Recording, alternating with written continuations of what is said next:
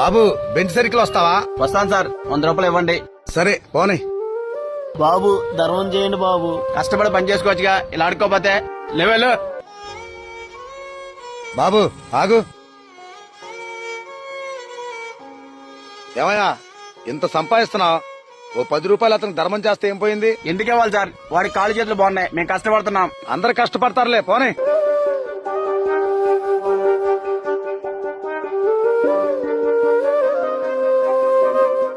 రూపాయలు చిల్లరలేదు సార్. నువ్వు కష్టపడతా అన్నావుగా, వెళ్ళి చిల్లర తీసుకొచ్చి నా 100 రూపాయలు నాకు ఇవ్వు. తమ్ముడు సారీ తమ్ముడు, చిల్లర నా దగ్గర ఉంది. నువ్వు చెప్పిందే కరెక్ట్ తమ్ముడు. కాళ్ళు చేతులు ఉన్నా లేకపోయినా నీలా ఆత్మవిశ్వాసంతో కష్టపడి పని చేసుకోవాలి.